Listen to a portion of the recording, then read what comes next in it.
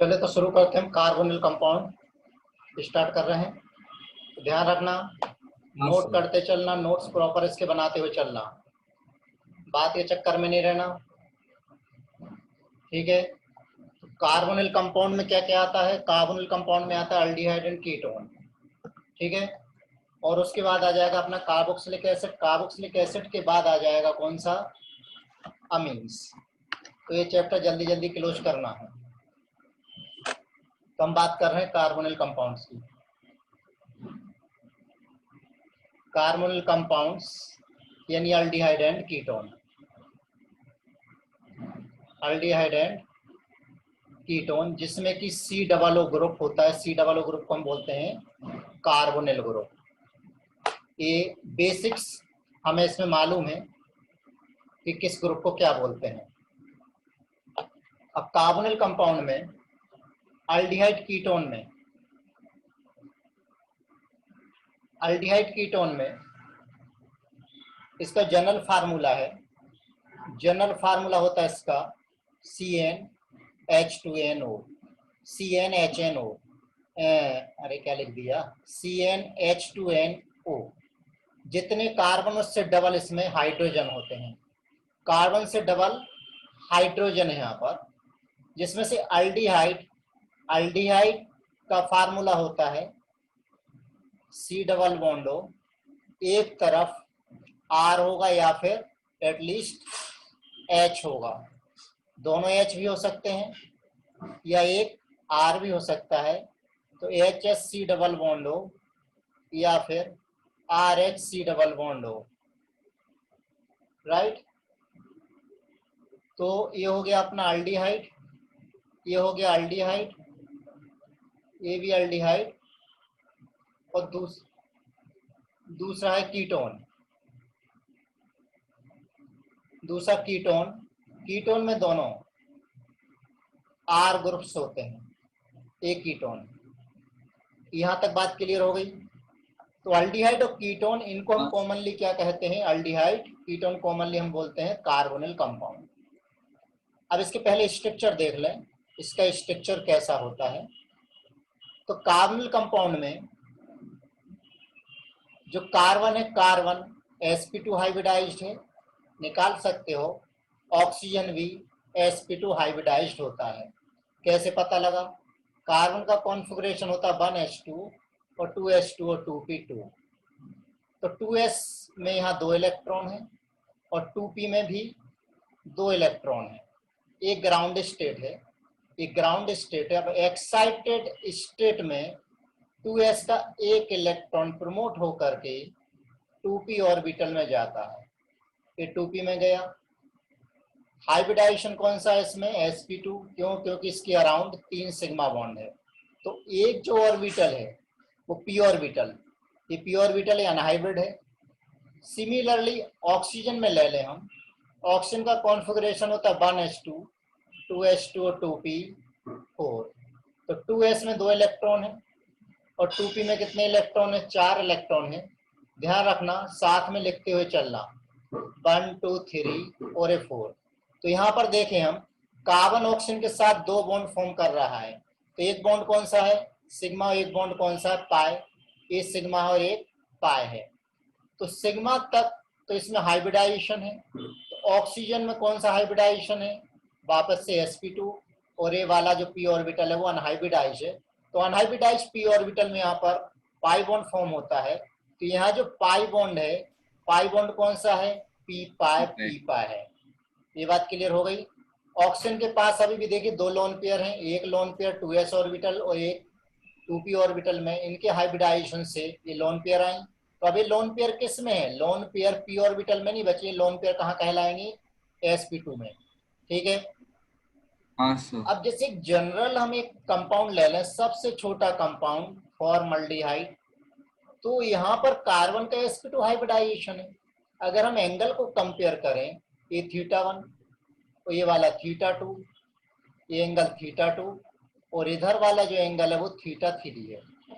तो ध्यान देना, यहाँ पर θ1 की वैल्यू 120 के इक्वल नहीं होती, भले ही sp2 हाइब्रिडाइजेशन है। θ2 की वैल्यू 120 के इक्वल नहीं होती है। लेकिन θ1 इक्वल टू θ2 है, ये दोनों बरोबर है, राइट। लेकिन θ1 इक्वल टू θ2 इनकी वैल्यू 120 से ज्यादा है। क्यों ज्यादा है? क्योंकि डबल बॉन्ड ज्यादा स्पेस ऑक्यूपाई करता है। अब ये ज्यादा स्पेस ऑक्यूपाई करेगा तो ये कार्बन हाइड्रोजन बॉन्ड को थोड़ा सा दबा देगा, तो θ3 की वैल्यू 120 डिग्री से कम होती है। कोई सा भी कार्बोनिल कंपाउंड हम ले लें, सभी की बात कर रहा हूँ। यहाँ तक ये बात क्लियर हो गई है? यहाँ कोई समस्या नहीं होनी चाहिए। वो जो अनहाइब्रिडाइज्ड इलेक्ट्रॉन का बताया था, फिर से बता दो। हाँ, एक मिनट वापस से ले लेता हूँ उसको। तो यहाँ देखिए अभी बॉन्डिंग कैसे हुई, कार्बन और जैसे वो लिखना अगर है। एक मिनट, ये हाइड्रोजन और ये वाला हाइड्रोजन, ये दोनों कहाँ पर हैं? ये तो हमारी तरफ है अप और ये वाला डाउन, और ये ऑक्सीजन, इसके पास भी एक वैकेंट ऑर्बिटल है। किसके पास वैकेंट ऑर्बिटल है? कार्बन के पास वैकेंट पी ऑर्बिटल है, और इस ऑक्सीजन के पास ही वैकेंट पी ऑर्बिटल है, राइट। तो यहाँ पर एक क्लाउड बनेगा। तो अब आपको क्लियर समझ में आ गया कि जो इलेक्ट्रॉन क्लाउड है वो कहाँ पर है। इलेक्ट्रॉन क्लाउड कहाँ पर है? ये हाइड्रोजन अप द प्लेन और ये वाला हाइड्रोजन डाउन द प्लेन। और क्लाउड कहाँ रहेगा? क्लाउड बिल्कुल एक ऊपर और एक नीचे है। ये बात समझ में आ गई? तो अगर हम इसको मॉलिक्यूलर प्लेन मान लेते हैं, ये हमारी कौन सी प्लेन हो गई? ये आपकी मॉलिक्यूलर प्लेन है। तो मॉलिक्यूलर प्लेन के ऊपर और नीचे क्या है? क्लाउड है। ये अगर हम मॉलिक्यूलर प्लेन मान लेते हैं तो मॉलिक्यूलर प्लेन के ऊपर एक क्लाउड है और एक नीचे क्लाउड है। ये बात समझ में आ गई? तो यहाँ पर इसमें फॉर्मल्डिहाइड में number of atoms in a plane, कितने मैक्सिमम एटम है? Number of atoms in a plane. यहाँ पर फॉर्मल्डिहाइड में कितने एटम्स प्लेन में है? टोटल 4 एटम्स प्लेन में है, 2 हाइड्रोजन, 1 कार्बन और 1 ऑक्सीजन। ये बात क्लियर हो गई?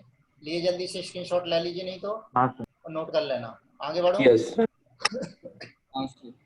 और स्क्रीनशॉट के चक्कर में नहीं रहो, आप कॉपी पेन साथ में रख के बैठोगे, ये टॉपिक को आपको दोबारा नहीं देखना पड़ेगा, एक ही बार में आपका काम हो जाएगा। नहीं तो तुम्हारी मर्जी, मेरा काम से बताना है। मुझे अपने आप में सेटिस्फेक्शन होना चाहिए कि मैं कोई गलत तो नहीं कर रहा हूँ बस, और फिर मुझे कोई दिक्कत नहीं। लास्ट पे लिखना है। कौन सा लिखना? वो एंगल तो एंगल पे लिखना है। सर एक बार हाँ लिखो, यही लिखना ना, और पीछे करो। नहीं सर। तो अब यहाँ पर कई बुक्स में क्या लिखा रहता है कि यहाँ पर जो बॉन्ड एंगल है 120 का होता है। ध्यान रखिए 120 का एग्जैक्ट एंगल नहीं होता है। दीप, हाँ सर। आगे बढ़ाओ इसको। हाँ सर। ठीक है, तो अब इसमें, अब यहाँ पर देखिए, अब डबल बॉन्ड है। डबल बॉन्ड कौन सा है? पीपा है, पीपा है। अब जैसे जनरल ये जो कार्बन डबल बॉन्ड ऑक्सीजन है और carbon double bond carbon alkyne का डबल बॉन्ड है, इन दोनों फर्क क्या है? इसकी जो बॉन्ड लेंथ है, कार्बन ऑक्सीजन की bond length, carbon double bond oxygen, इसकी बॉन्ड लेंथ कितनी है? 1.23 एंगस्ट्रॉम। जबकि यहाँ पर बॉन्ड लेंथ कितनी है? इसकी bond length carbon double bond carbon, बताइए कम होना चाहिए कि ज्यादा होना चाहिए? सोचो। ज्यादा। क्यों? क्योंकि यहाँ पर ऑक्सीजन की ज्यादा इलेक्ट्रोनेगेटिविटी है, कार्बन की कम है, तो इलेक्ट्रोनेगेटिव डिफरेंस जितना ज्यादा होगा बॉन्ड लेंथ उतनी कम होगी। तो अब मुझे बताइए बॉन्ड एनर्जी किसकी ज्यादा होगी? कार्बन ऑक्सीजन की, कार्बन कार्बन की? ऑक्सीजन की। कार्बन ऑक्सीजन की, राइट। ये बॉन्ड एनर्जी होती 170, आपको लर्न नहीं करना है, 170 किलो कैलोरी पर मोल, बिल्कुल लर्न नहीं करना है। यहाँ पर जो बॉन्ड एनर्जी है वो होती 146 किलो कैलोरी पर मोल। क्यों? बॉन्ड पोलैरिटी की वजह से ऐसा होता है, राइट। ये बात समझ में आ गई? अब यहाँ पर इसके अलावा इस पर डायपोल मूवमेंट भी है। जैसे अगर मैं फॉर्मल्डिहाइड ले लूं और यहाँ पर क्या ले लूं, मैं इथिलीन ले लूं, तो इसका डायपोल मूवमेंट यहाँ 0 नहीं है, जबकि इसका डायपोल मूवमेंट यहाँ 0 है। डायपोल मूवमेंट 0 कैसे हो गया?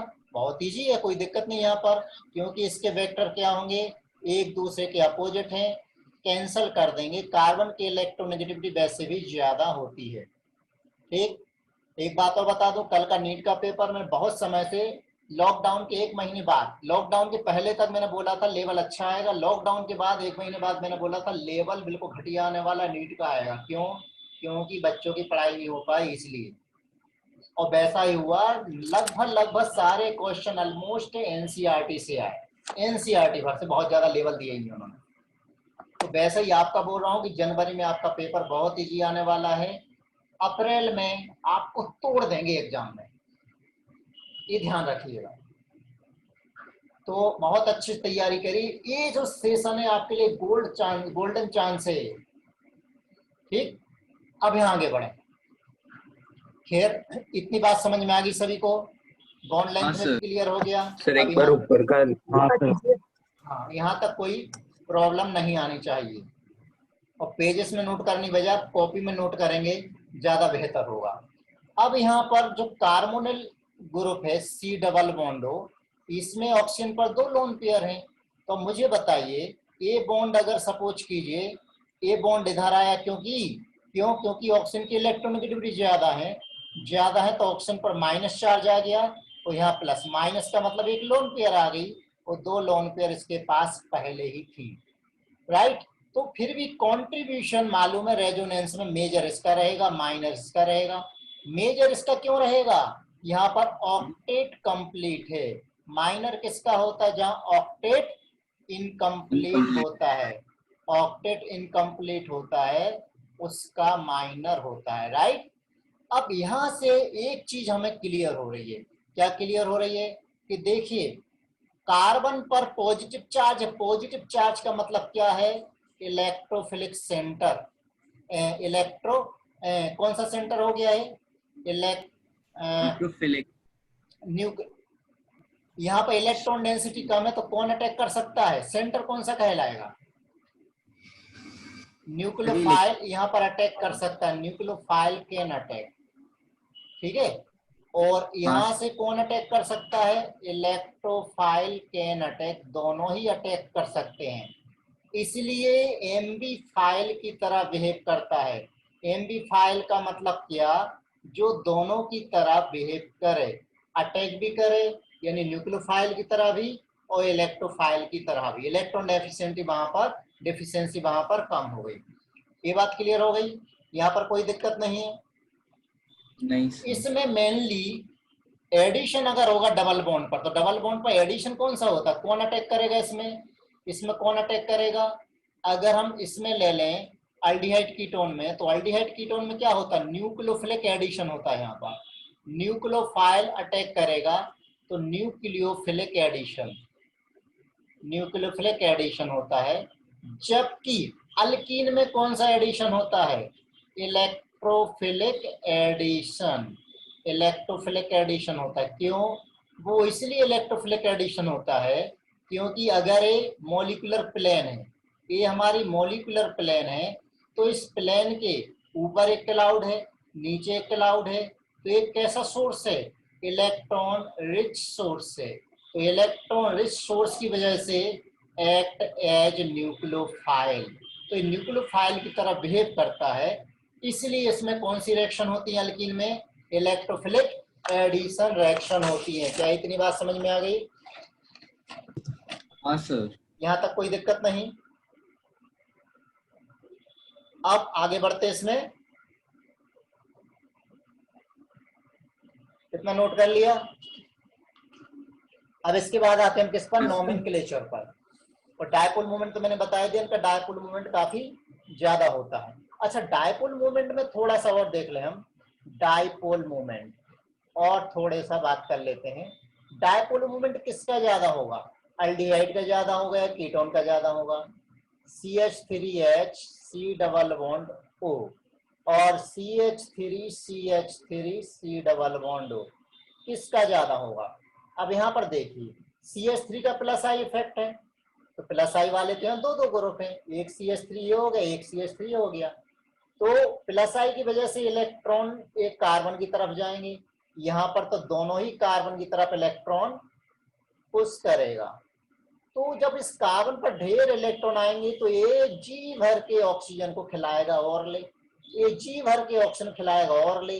तो ऐसा लेने से चार्ज सेपरेशन यहाँ उतना नहीं होगा जितना चार्ज सेपरेशन यहाँ होगा। चार्ज सेपरेशन का मतलब यहाँ पॉजिटिव ढेर सारा आएगा, नेगेटिव भी ढेर सारा आएगा। और हमें मालूम है कि डायपोल मोमेंट इक्वल टू क्या होता है, Q इंटू डी, राइट। तो Q की वैल्यू ज्यादा है, Q की वैल्यू ज्यादा है तो यहाँ पर डायपोल मोमेंट की वैल्यू अल्डिहाइड की कम रहेगी और अल्डिहाइड कीटोन की यहाँ पर ज्यादा रहेगी। क्यों? Q की वैल्यू किसमें ज्यादा है, कीटोन में ज्यादा है। कीटोन में ज्यादा होने की वजह से उसका डायपोल मोमेंट नॉर्मली ज्यादा होता है, अल्डिहाइड का डायपोल मोमेंट कम होता है। ठीक है ना। जब बाकी कंडीशन सिमिलर हो तब हम इसकी बात करते हैं। ओके, अब हम आते हैं किस पर, IUPAC नेम पर। IUPAC नेम, तो IUPAC नेम में तो कोई समस्या ही नहीं कहीं से कहीं तक, तो इसको हम यहाँ पर डिस्कस करने वाले नहीं है। अल्डिहाइड का IUPAC नेम क्या होता है, अल्केनल। और कीटोन का IUPAC नेम क्या होता है, कीटोन का IUPAC नेम क्या होता है, अल्केनोन। कोई दिक्कत इसमें, ये हम डिटेल में डिस्कस कर चुके हैं। कहां पर, IUPAC नेमिंग में। तो अब आपका यहाँ होमवर्क ये है, होमवर्क ये है आपका कि एनसीईआरटी में जितने भी कंपाउंड दे रखे हैं एनसीईआरटी में, उनके कॉमन नेम भी आपको पता होना चाहिए और IUPAC नेम भी आपको आना चाहिए। क्यों, कई अच्छे उसमें कॉमन कंपाउंड दे रखे हैं तो वो आपको मालूम होना चाहिए, वो हमें डिस्कस नहीं करेंगे। इसके अलावा हम यहाँ एक चीज और डिस्कस नहीं करने वाले हैं, वो कौन सी है, आइसोमेरिज्म।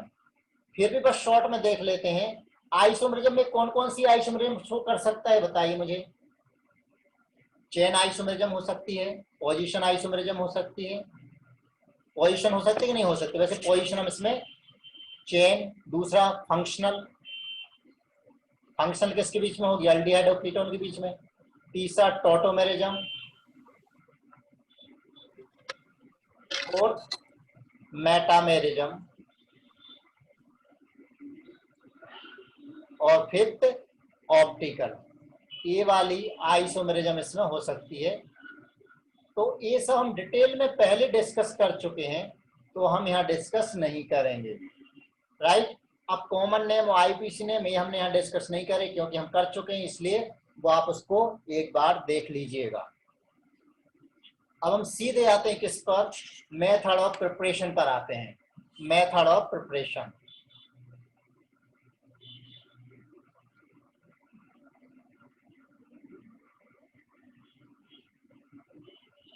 दो मिनट थोड़ा सा ऊपर।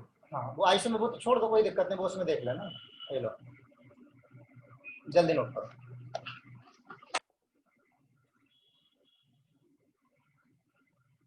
नहीं, लास्ट का लिखना है, मतलब म्यू के बाद का।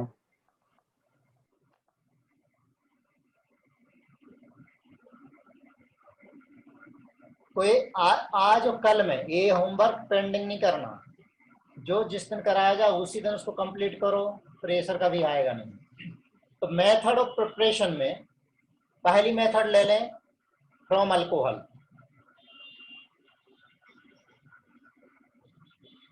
From alcohol. अब अल्कोहल में भी क्या, बाय ऑक्सीडेशन। अब ऑक्सीडेशन में जो हम ऑक्सीडाइजिंग एजेंट यूज करते हैं उसके बेसिस पर हमें यहाँ अलग अलग टाइप के प्रोडक्ट्स मिल सकते हैं। तो ऑक्सीडेशन यानी अब देखिए पर कौन से प्रोसेस स्टार्ट हो गई आपकी, वही ऑक्सीडाइजिंग और रिड्यूसिंग एजेंट, वो वाली कहानी स्टार्ट हो गई है। तो first by using mild oxidising agent, mild oxidising agent like. अब माइल्ड ऑक्सीडाइजिंग एजेंट कौन कौन से हैं, PCC, PDC, ये माइल्ड ऑक्सीडाइजिंग एजेंट है।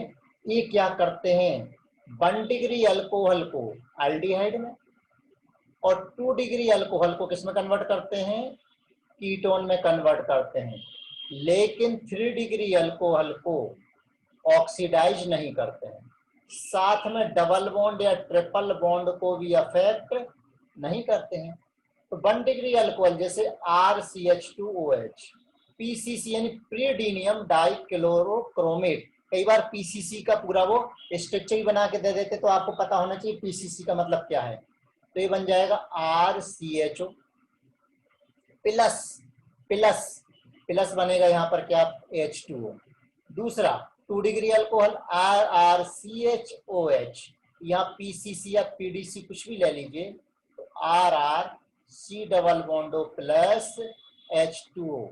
3 डिग्री अल्कोहल ले लें RrR COH, तो यहाँ पर पीसीसी या पीडीसी इसका ऑक्सीडेशन नहीं करता है।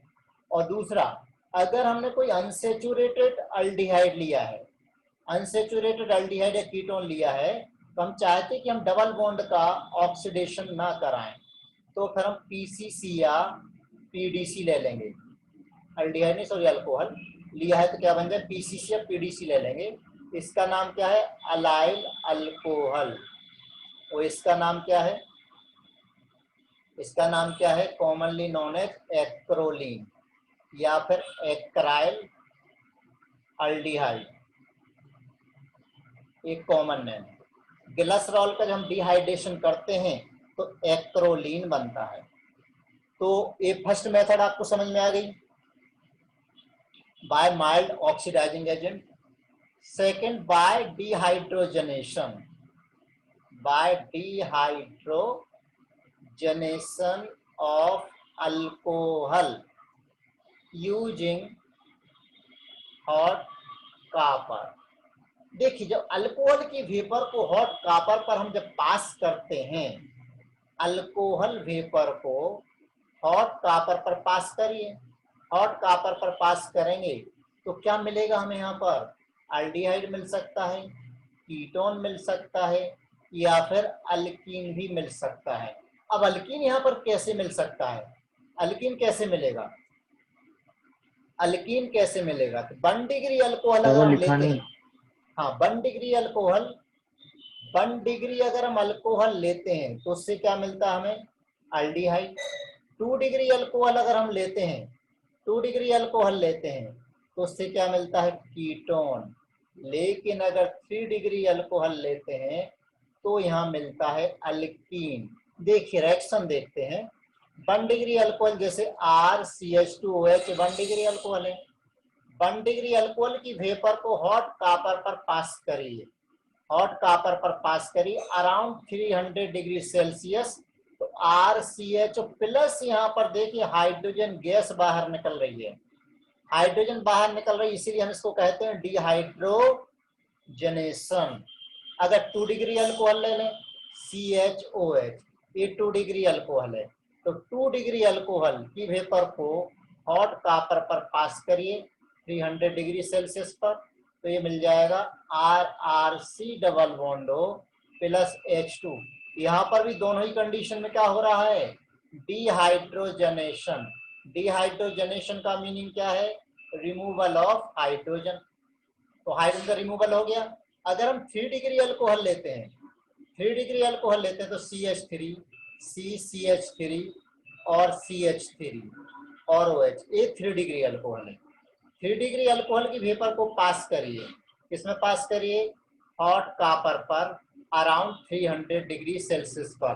तो देखिए यहाँ पर 2 हाइड्रोजन नहीं है निकलने के लिए, यहाँ पर तो कोई प्रॉब्लम नहीं थी, एक हाइड्रोजन ही था, एक हाइड्रोजन ही था, 1 डिग्री में कोई दिक्कत नहीं थी, एक एक हाइड्रोजन बाहर निकल गया। अब यहाँ वाली 3 डिग्री कार्बन के पास 2 हाइड्रोजन नहीं है, तो OH यहाँ का निकल जाता है और H यहाँ का निकल जाता है, यानी डिहाइड्रेशन यहाँ पर हो जाता है। तो CH3 C double bond CH2 और CH3 प्लस क्या बना यहाँ पर H2O, इसे हम क्या कहते हैं, डिहाइड्रेशन। ये सब NCERT में भी है, ध्यान रखना। ये बात क्लियर हो गई, आगे बढ़े, सर 2 मिनट। जल्दी नोट करेंगे।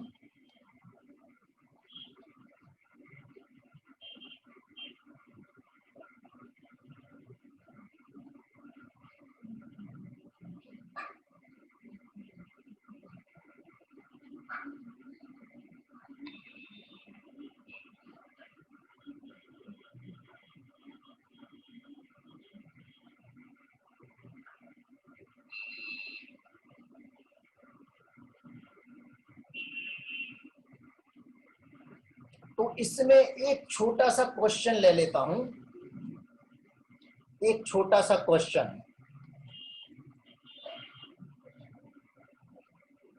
क्वेश्चन दिया है CH3 CH3 और CH3 H hot alkaline KMnO4, इससे A बना। कॉपर के साथ 300 डिग्री सेल्सियस पर हीट किया तो B बना।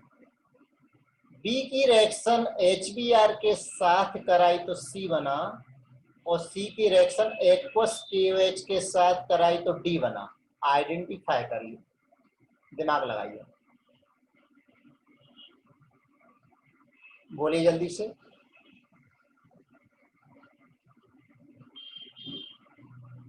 हॉट अल्कलाइन KMnO4 क्या करता है? ये क्या है? 3 डिग्री कार्बन हाइड्रोजन है। तो hot alkaline 3 degree carbon hydrogen bond को, अल्केन के बॉन्ड को किस में कन्वर्ट करता है? हाँ? नहीं, अल्कोहल में। आगे का सोच लेते हैं कि कॉपर और 300 दिया है, मतलब कुछ ना कुछ अल्कोहल बनना चाहिए था। हम क्या करते हैं, आगे का नहीं सोचते, हम पीछे ही देखते रहते हैं, प्रेजेंट में जीते हैं। हमें आगे का फ्यूचर में सोचना चाहिए कि फ्यूचर में क्या दिया हुआ है। फ्यूचर में कॉपर दिया हुआ है। अगर हम फ्यूचर को लेकर के प्लान करें तो जिंदगी में रोने की जरूरत ही नहीं पड़ना है। ठीक है, तो ये क्या बन गया? 3 डिग्री अल्कोहल। अब आगे कहानी मालूम है हमें, ये बना A कंपाउंड। अब कॉपर और 300 डिग्री सेल्सियस पर जब हीट करोगे तो मिल जाएगा CH3C, CH3 और डबल बॉन्ड CH2, ये बना B। अब मुझे बताइए HBr का एडिशन कौन सा एडिशन है? Electrophilic addition. H पर यहाँ अटैक करेगा तो यहाँ पर पॉजिटिव चार्ज आएगा। अब एक ही रिएक्शन में लिख रहा हूँ, पॉजिटिव चार्ज आएगा तो यहाँ पर कार्बोकैटायन में अरेंजमेंट होना नहीं, क्योंकि ऑलरेडी 3 डिग्री बन रहा है, तो Br माइनस यहाँ पर अटैक कर देगा। तो CH3C CH3 और यहाँ पर Br और यहाँ CH3A बना। ये क्या बना अपना C। आगे बोल रहे हैं एक्वस KOH के साथ, तो एक्वस KOH के साथ कौन सी रिएक्शन होती है? SN1 रिएक्शन हो, क्योंकि 3 डिग्री कार्बन है। 3 डिग्री कार्बन है तो वापस से A कंपाउंड मिल जाएगा, अल्कोहल बन जाएगा, वापस से वही अल्कोहल बन गया। ये हो गया D, राइट।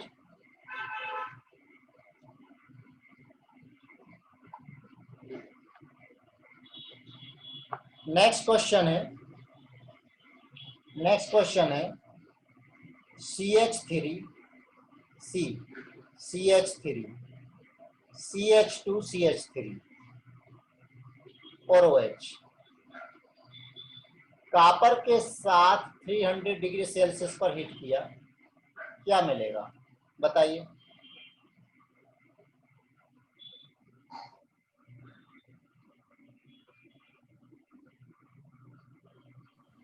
हमने पढ़ रखा है कि अल्कीन मिलेगा, लेकिन अल्कीन यानी कौन सा अल्कीन? अब OH यहां से गया, ये अल्फा कार्बन है, तो अब H कहां से जा सकता है? CH3 से।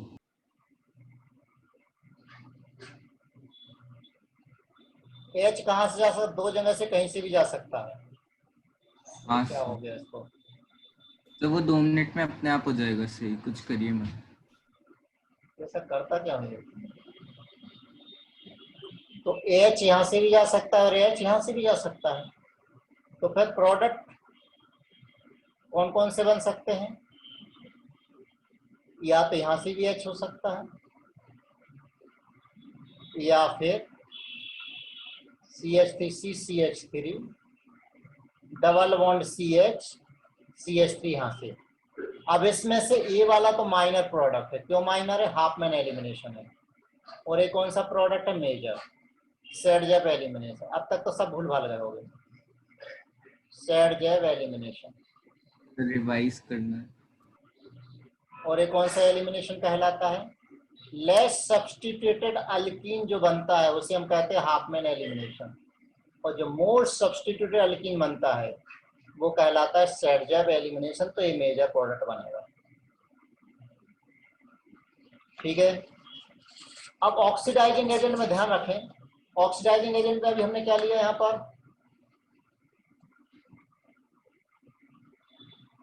माइल्ड ऑक्सीडाइजिंग एजेंट लिए। अगर स्ट्रॉन्ग ऑक्सीडाइजिंग एजेंट ले लेते तो क्या होता, स्ट्रॉन्ग ऑक्सीडाइजिंग एजेंट ले लेते तो क्या होता,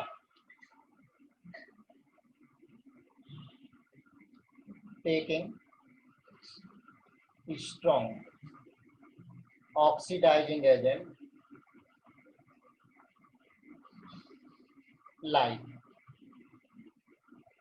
hot alkaline KMnO4 plus hydrolysis, या फिर हॉट एसिडिक K2Cr2O7।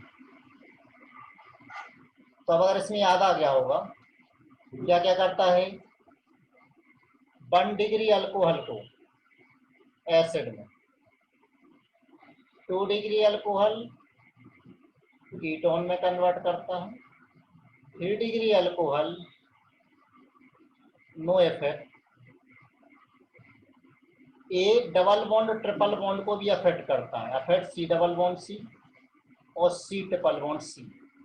कैसे अफेक्ट करता है, डबल बॉन्ड के पास अगर कार्बन के पास 2 हाइड्रोजन हो तो उसको CO2 में कन्वर्ट करता है, डबल बॉन्डेड कार्बन के पास एक ही हाइड्रोजन एक अल्काइल ग्रुप हो तो उसको एसिड में, और डबल बॉन्डेड कार्बन के पास अगर 2 अल्काइल ग्रुप हैं तो वहां पर उसको कीटोन में कन्वर्ट कर देता है। इसी तरीके से ट्रिपल बॉन्डेड कार्बन के पास अगर एक हाइड्रोजन है तो उसको CO2 में, और ट्रिपल बॉन्डेड कार्बन के पास अगर एक भी हाइड्रोजन नहीं है तो उसको एसिड में कन्वर्ट करता है। ठीक है, ये बात समझ में आ रही है। अब अगर एक से ज्यादा वहां पर ग्रुप प्रेजेंट हो और हमें बताने कहां पर ऑक्सीडाइज करेगा, तो जहां पर इलेक्ट्रॉन डेंसिटी ज्यादा होगी वहां पर ऑक्सीडाइज करेगा। क्यों, ऑक्सीडेशन में इलेक्ट्रॉन लूज करना है। Oxidation occur at electron rich centre, electron rich centre पर ऑक्सीडेशन कराता है।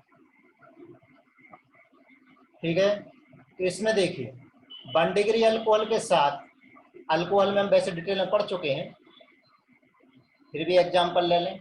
जैसे हमने लिया CH3CH2OH, ये 1 डिग्री अल्कोहल है। तो 1 डिग्री अल्कोहल की रिएक्शन किसके साथ करा रहे हैं, पहले तो हॉट अल्कलाइन KMnO4, फिर उसके बाद हाइड्रोलिसिस।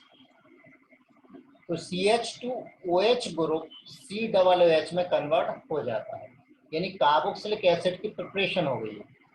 आइसोप्रोपाइल अल्कोहल ले लीजिए CH3CH3CHOH, ये 2 डिग्री अल्कोहल है। तो सिमिलर कंडीशन में ये कन्वर्ट होता है CH3 C डबल बॉन्ड हो, यानी कीटोन में।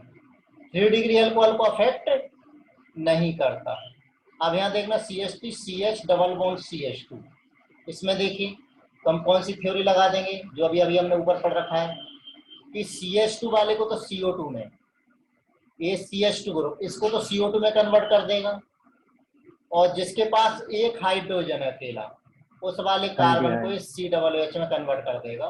तो प्रोडक्ट हमारा बन गया CH3 RR किसने लेना, हाँ R CH3 कार्बन के अटैचमेंट दोनों साइड, दोनों तरफ R है तो वो देख रहे हैं ना इसको।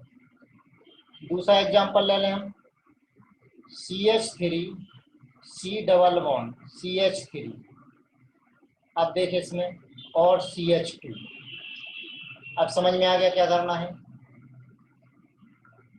तो इस ये वाला जो कार्बन है ये तो कन्वर्ट हो जाएगा CO2 में, तो ये वाला जो कार्बन है, क्यों इस कार्बन के अराउंड 2 अल्काइल ग्रुप है, ये कन्वर्ट हो जाएगा किसमें, कीटोन में। तो प्रोडक्ट क्या बना, CH3C CH3 double bond O plus CO2। Okay, 2 hydrogen भी है तो उसको भी हम बैलेंस कर सकते हैं, बैलेंस करना हो तो, वैसे बैलेंसिंग की जरूरत नहीं है। ट्रिपल बॉन्डेड में इस तरह से ले लें हम CH3C ट्रिपल बॉन्ड CH। अब मुझे बताइए ट्रिपल बॉन्ड वाले में कोई दिक्कत नहीं होनी चाहिए। अगर यहाँ पर CH CO2 ग्रुप है, बनना है। CH ग्रुप है खाली, तो वो CO2 में कन्वर्ट हो जाएगा, और जिसके पास एक भी हाइड्रोजन नहीं है वो COOH में कन्वर्ट हो जाएगा। तो ये बन गया CH3, और जो कार्बन है वो COOH में कन्वर्ट हो गया, plus third number carbon CO2 में कन्वर्ट हो गया। क्या इतनी बात क्लियर हो गई? आगे बढ़ो। हाँ सर। सर एक मिनट। हाँ सर, बस थोड़ा सा ऊपर रख लीजिए। ठीक है। हाँ सर। अब इसमें क्वेश्चन ले और देखिए, इसके अलावा ये क्या करता है, ये बेंजीन ग्रुप है, बेंजीन ग्रुप से कोई सा भी ग्रुप अटैच हो, चाहे मिथाइल अटैच हो, इथाइल अटैच हो, प्रोपाइल अटैच हो, आइसोप्रोपाइल अटैच हो, एटसेट्रा, इसको किस में कन्वर्ट कर देता है? COOH में कन्वर्ट कर देता है। जो डायरेक्ट लगा हुआ अटैच है उसको कन्वर्ट कर देता है। CH2OH, चाहे यहाँ पर CH2OH हो, या फिर यहाँ पर CH2Cl हो, या फिर यहाँ पर CH हो, इन सभी को ये कन्वर्ट कर देता है वापस से वही कहानी COOH में। लेकिन ध्यान रखना, लेकिन अगर अल्काइल ग्रुप हमारे पास हो, इसके पास कोई भी एक भी हाइड्रोजन नहीं है, एक भी हाइड्रोजन इस कार्बन के पास नहीं है, इस कार्बन के पास एक भी हाइड्रोजन नहीं है, इस वाले कार्बन के पास एक भी हाइड्रोजन नहीं है, तो फिर उसको ऑक्सीडाइज नहीं करके रिंग को ऑक्सीडाइज कर देता है। CH3 हाँ CH3 CH3 और COOH, जो आगे जाके फाइनली CH3 COOH में कन्वर्ट हो जाता है। इतनी बात आपको समझ में आ गई होगी, ठीक है ना? तो आज के इस लेक्चर में इतना।